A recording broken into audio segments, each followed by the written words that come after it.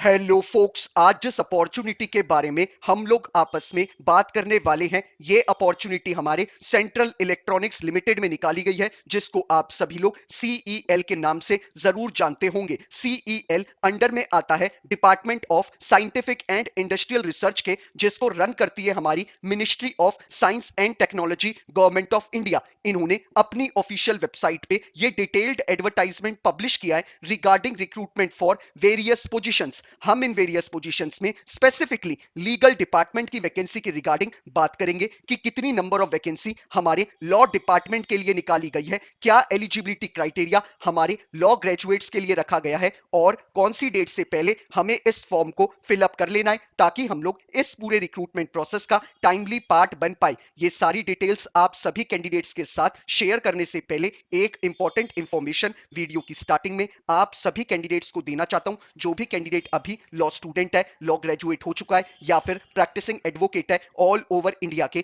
किसी भी कोर्ट में, अगर आप लोग चाहते हैं हमारे इंडिया में हमारे लॉ ग्रेजुएट्स के लिए कोई भी वैकेंसी निकले, चाहे वो आपकी इंटर्नशिप की अपॉर्चुनिटी हो, जुडिशरी की अपॉर्चुनिटी हो, कोई कॉर्पोरेट वैकेंसी की अपॉर्चुनिटी हो, या फिर सेंट्रल और स्टेट गवर्नमेंट के द्वारा निकाली गई कोई बैंक की वैकेंसी हो, पब्लिक सेक्टर अंडरटेकिंग यानी पीएसयू की वैकेंसी हो, या फिर हमारे प्रैक्टिसिंग एडवोकेट्स के लिए निकाली गई कोई इंपैनलमेंट की वैकेंसी हो, it means all over India में हमारे लॉ ग्रेजुएट्स के लिए कोई भी वैकेंसी निकलेगी, उस वैकेंसी की रिगार्डिंग आप सभी कैंडिडेट्स को इस चैनल पे टाइमली अपडेट प्रोवाइड कराई जाएंगी, ताकि हमारे किसी भी लॉ ग्रेजुएट से इंडिया में आने वाली कोई भी लीगल अपॉर्चुनिटी की अपडेट मिस आउट ना हो। तो मैं चाहूंगा जिस भी कैंडिडेट ने अभी इस चैनल को सब्सक्राइब नहीं कराए, वो मेक श्योर करे कि वो इस चैनल को बिना सब्सक्राइब करे ना जाए। अब बात कर लेते हैं हम लोग आज के इस डिटेल्ड एडवर्टाइजमेंट के बारे में। सेंट्रल इलेक्ट्रॉनिक्स लिमिटेड, जिसको हम सभी लोग सीईएल के नाम से जानते हैं, इन्होंने अपने इस डिटेल्ड एडवर्टाइजमेंट के थ्रू हमें जो डेजिग्नेशन ऑफर करी है, वो हमें लॉ ऑफिसर ग्रेड ए की डेजिग्नेशन ऑफर करी है।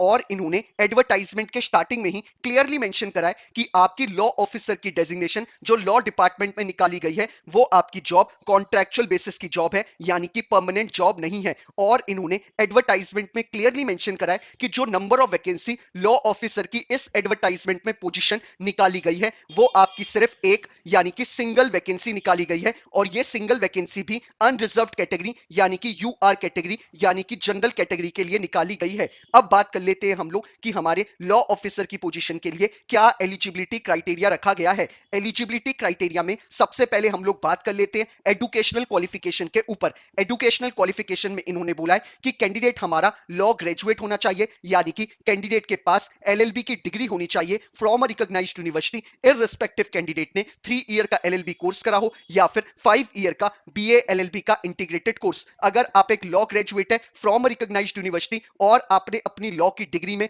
55% एंड अबव स्कोर करा है, तो आप कैंडिडेट इनके एजुकेशनल क्वालिफिकेशन के क्राइटेरिया को फुलफिल करते हैं। साथ ही साथ इन्होंने बोला है कि कैंडिडेट हमारा वेल वर्स्ड होना चाहिए लेबर लॉस के साथ और कॉर्पोरेट लॉस के साथ और आर्बिट्रेशन प्रोसीजर्स के साथ। तो ये इन्होंने आपको एक एक्स्ट्रा एजुकेशनल क्वालिफिकेशन में चीज मेंशन करी है। अब बात कर लेते हैं हम लोग एक्सपीरियंस के रिगार्डिंग। इन्होंने क्लियरली एडवर्टाइजमेंट में मेंशन करा है कि अगर आप कैंडिडेट को एज अ प्रैक्टिसिंग एडवोकेट के तौर पे 2 साल कंप्लीट हो चुके हैं, तो आप कैंडिडेट इस पोजीशन के लिए अप्लाई कर सकते हैं। साथ ही साथ इन्होंने बोला है कि जो भी कैंडिडेट इस पोजीशन के लिए अप्लाई करेगा, उस कैंडिडेट का AIBE का एग्जाम, जो कि हमारा bar council of India conduct कराता है, वो उसने क्लियर करा हुआ होना चाहिए। यानी कि जो भी कैंडिडेट हमारा किसी लॉ फर्म के साथ या फिर अपनी इंडिविजुअल प्रैक्टिस करता है और उसको प्रैक्टिस करते हुए 2 साल कंप्लीट हो चुके हैं, तो वो कैंडिडेट इस लॉ ऑफिसर की पोजीशन के लिए अप्लाई कर सकता है। और अगर उस कैंडिडेट ने अपनी प्रैक्टिस मेजरली लेबर कोर्ट्स में या फिर कॉर्पोरेट लॉस के रिगार्डिंग या फिर आर्बिट्रेशन में करी है,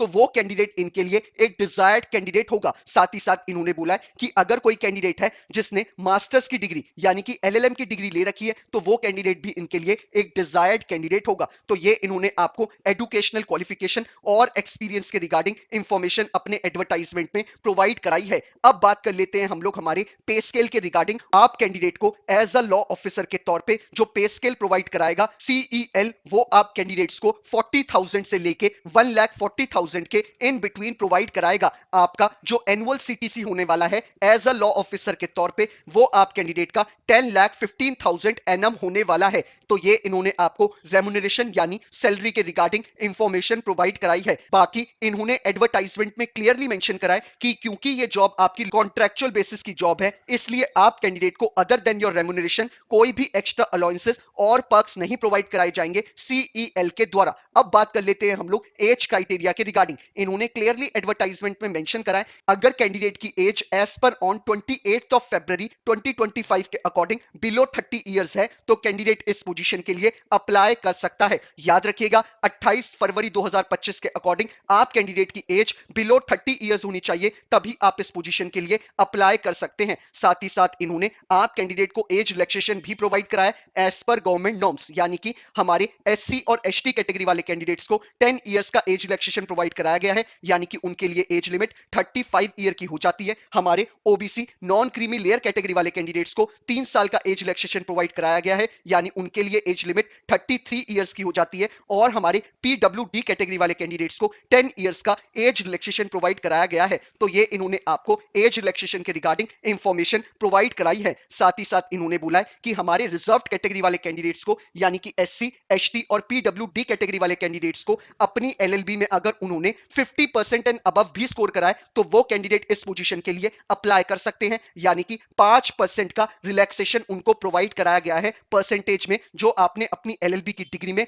एक्वायर करी होगी। अब बात कर लेते हैं हम लोग दूसरी इंपॉर्टेंट इंफॉर्मेशन के बारे में, यानी कि सिलेक्शन प्रोसेस के रिगार्डिंग। इन्होंने एडवर्टाइजमेंट में क्लियरली मेंशन करा है कि आप कैंडिडेट्स का कोई भी रिटन टेस्ट कंडक्ट नहीं कराया जाएगा सीईएल के द्वारा। आप कैंडिडेट्स का आपके एप्लीकेशन फॉर्म के बेसिस पे डायरेक्टली शॉर्टलिस्ट करेगा सीईएल, और शॉर्टलिस्टेड कैंडिडेट को ईमेल के द्वारा या फिर एसएमएस के द्वारा या फिर वाया पोस्ट के द्वारा कम्युनिकेट किया जाएगा सीईएल के द्वारा कि आप कैंडिडेट्स को कौन सी डेट पे, कौन से टाइम पे और कौन से वेन्यू पे पहुंचना है फॉर इंटरव्यू। मे बी आपसे इंटरव्यू से पहले एक आपसे छोटा सा टेस्ट कंडक्ट करा सकते हैं अपनी ही प्रीमाइसेस में। अगर आपके नंबर ऑफ एप्लीकेंट्स बहुत ज्यादा हुए तो ये लोग आपका एक ओपन टेस्ट भी कंडक्ट करा सकते हैं, लेकिन अगर नंबर ऑफ कैंडिडेट्स ज्यादा नहीं हुए तो आप कैंडिडेट्स का डायरेक्टली इंटरव्यू कंडक्ट कराएगा सीईएल। अगर आप कैंडिडेट अपने इंटरव्यू में अच्छा परफॉर्म करेंगे तो फाइनली आप कैंडिडेट को एज अ लॉ ऑफिसर के तौर पे सीईएल हायर कर लेगा। अब बात कर लेते हैं हम लोग कि हमें इस पूरे रिक्रूटमेंट प्रोसेस का कैसे पार्ट बनना है। सबसे पहले हम लोग बात कर लेते हैं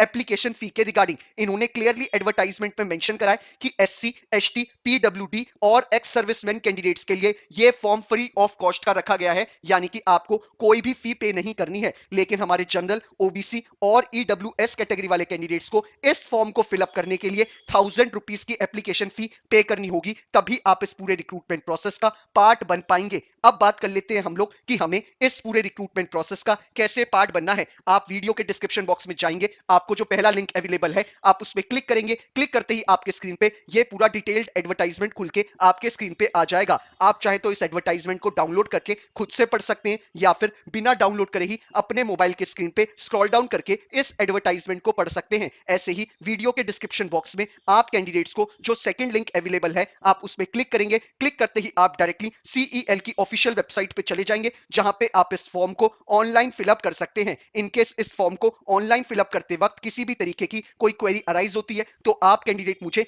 इंस्टाग्राम या ट्विटर पे टेक्स्ट मैसेज करके अपनी क्वेरी पूछ सकते हैं। मैं अपने एंड से मेक श्योर करता हूं कि हर एक कैंडिडेट को टाइमली बेसिस पे रिप्लाई कर दूं, ताकि वो अपने फॉर्म को जल्दी से जल्दी फिलअप कर पाए और अपने आगे की प्रिपरेशन उतनी ही जल्दी शुरू कर पाए। तो यही इंपॉर्टेंट इंफॉर्मेशन थी जो हमें सीईएल ने अपने एडवर्टाइजमेंट के थ्रू बताई है। बाकी अगर आप कैंडिडेट चाहते हैं कि ऐसे ही हर एक दिन आप कैंडिडेट को एक लीगल अपॉर्चुनिटी की अपडेट मिलती रहे तो मेक श्योर करिएगा कि आप इस चैनल को बिना सब्सक्राइब करे ना जाए। Thank you so much.